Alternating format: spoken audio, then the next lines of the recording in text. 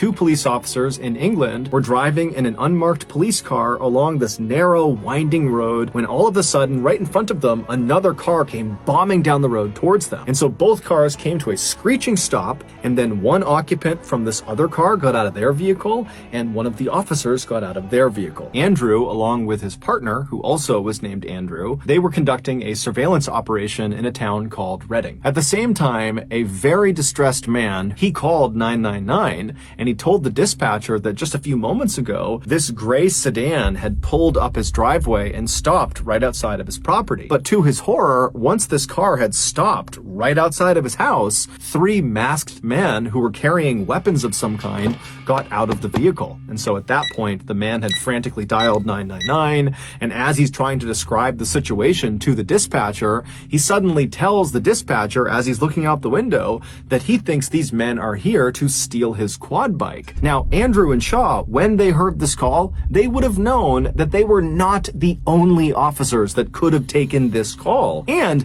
they also would have known that they've been off the clock now for like 4.5 hours. There was no expectation that they would continue to work and go take this call. But they didn't care at all. When that call came across, the only thing they thought about was, do your job. And so Shaw, he whips the car around and he speeds towards Admore Lane, and he pulls off of the main road called the A4. He gets onto Admore Lane and he starts driving north. Now, as soon as they turned onto that road, their vehicle effectively blocked the way for anybody coming the other direction.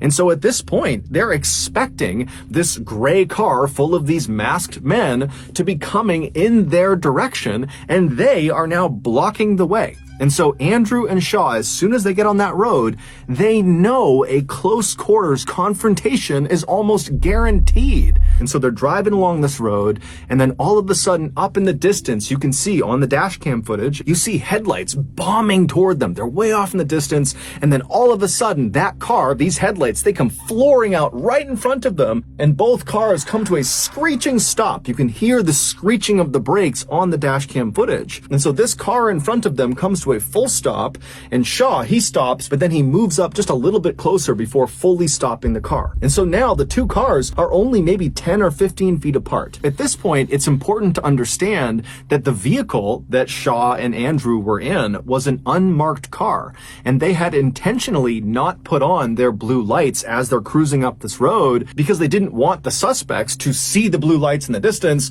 and turn around and get away. And so now they come face to face, and so Andrew and Shaw, they're looking at this vehicle, and so Shaw, he flips on the blue lights, and Andrew, who's in the passenger seat, he opens the door and begins yelling at the occupants to stay where they are. But they don't listen, because now the masked men in the gray car, they know they've been caught. There's police right in front of them. And so suddenly, one of the masked men in the back seat of this car, he leaps out of the vehicle, and he runs around to the back of the gray car, and he unhooks the quad bike. And then the gray car, without even waiting for this third masked man to get back inside, it just begins driving forward on the left side of Shaw and Andrew, basically trying to drive around them, despite the fact there's nowhere to drive. It's a ditch on either side of the road. But obviously, these guys are desperate and willing to do anything to get away. And so this gray car has driven down into this ditch before Andrew and Shaw could do anything. And then the third masked man, who's realizing he's being left behind,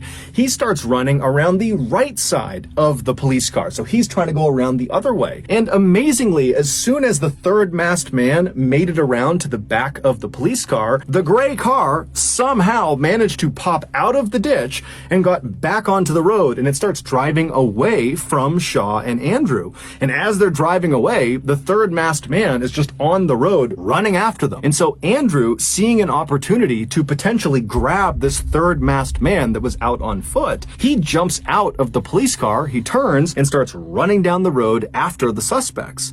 And so Shaw, he doesn't have enough space on this road to turn around and drive after them, and so all he could do was put the car into reverse and then look over his shoulder and start driving in reverse after them. And so as Shaw is driving backwards down this road, he can see out of his rear window Andrew, who is chasing the third masked man, who is chasing the gray car. And so we can see all this happening out his back window. The third masked man suddenly leaps as if he's trying to jump into the moving car. And at the same time, Andrew, who's closed the distance on him, kind of lunges for the third masked man. And then just as suddenly as these two maneuvers have happened, both men just vanish, and then the gray car just drives away and disappears.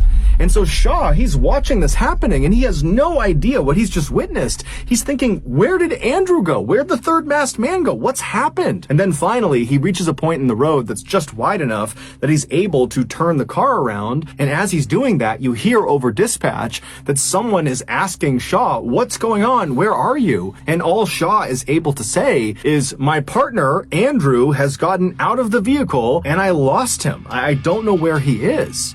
And so after Shaw has turned the vehicle around, he begins driving, now facing the proper direction. And as he's driving down this creepy dark road, you don't see anything. It's eerily quiet. Andrew's nowhere to be found. The car is nowhere to be found. The third masked man, there's no one. And so Shaw is just driving down the road, hoping that as he makes one turn or the next, he's gonna see his partner just kind of running on the road somewhere. But he doesn't. As he's driving along, what Shaw didn't realize was that there were things in the road that belonged to Andrew. They were kind of small, so he didn't see them, but the footage would later reveal that it was almost like there was this trail of Andrew's things kind of littered all over the road. There was his wallet, then there was his badge, then there was his license and other ID cards, and then there was his glove, and then there was this piece of plastic that looked like it belonged on Andrew's vest. And then a little farther down the road, because Shaw is still driving and scanning for his partner and scanning for anything, and there's just nothing. As he's driving along, he would, in real time, notice something of Andrew's, and it was Andrew's stab vest that he wore over his chest. And so he stops the vehicle and he gets out, and again, he's on this totally pitch black road where it's weirdly quiet, and he's walking up and he grabs the vest, he comes back into his vehicle and he puts it down inside of his car. And at this point, over the radio, people are asking Shaw, what's going on? Where are you?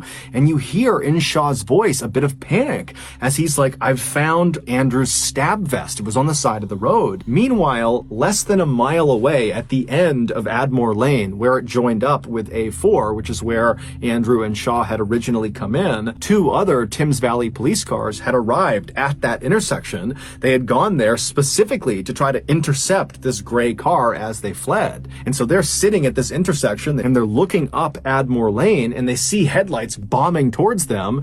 It's the gray car, and the gray car comes speeding out onto A4. It makes a hard turn and it speeds away from these two police cars. And so one of these two police cars that were waiting out on the A4, one of them takes off following the gray car.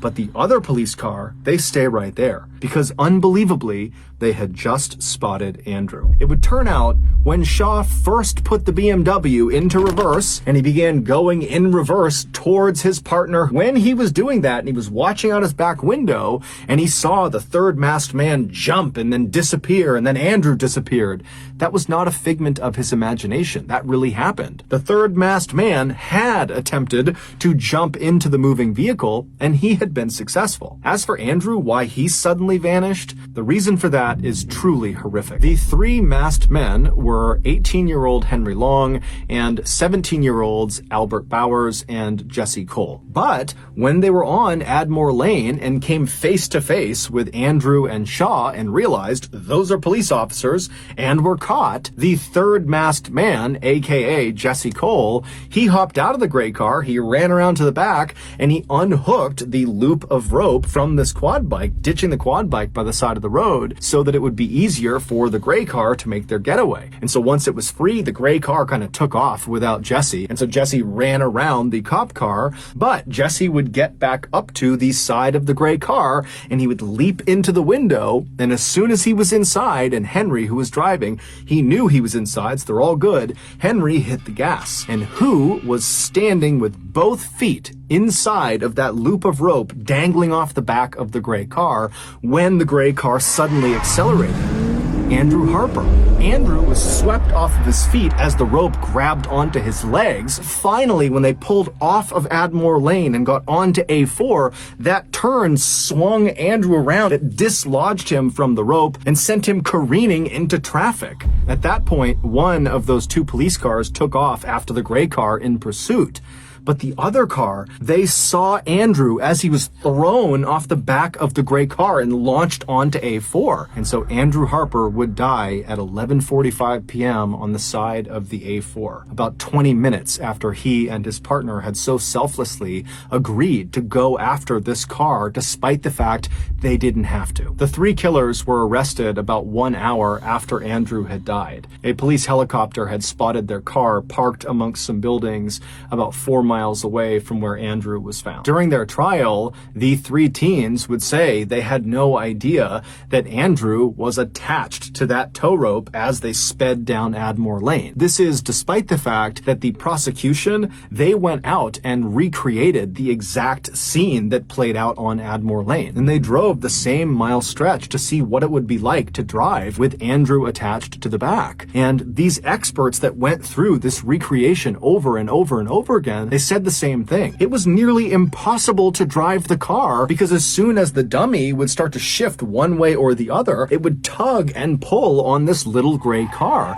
And so handling this car would have been a nightmare. And so the prosecution attested that there was absolutely no way that those three teens wouldn't have known that there was a person connected to the back of their car. Also, the prosecution said that all along Admore Lane, they found blood on both sides of the road, high up into bushes and on trees, but the three teens never changed their story.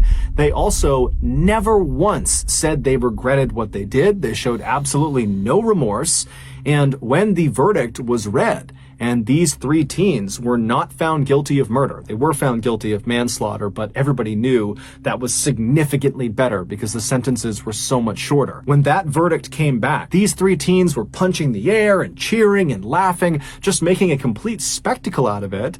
And then after being led out of the courthouse with the devastated family of Andrew Harper basically watching them, they were smirking and smiling at the cameras and waving and just treating the whole thing like it was one big joke. Still to this day, none of them have apologized or expressed any regret or remorse about what happened. Following the verdict, Andrew's wife, Lissy, who was totally devastated not only by the loss of her husband, but also by what she viewed as total injustice with regards to the fact that these three killers had not been convicted of murder, she would go on to lobby for years to pass a brand new law called Harper's Law that would give an automatic life sentence to any criminal that killed an emergency worker while they were committing a crime. Harper's Law was passed. However, it will have no effect on the sentences of Andrew Harper's killers. Henry would be sentenced to 16 years in prison, and the other two, Albert and Jesse, would be sentenced to 13 years in prison each. All three of them will be eligible for parole by the time they are 28 years old, which is the same age that Andrew was when they killed him.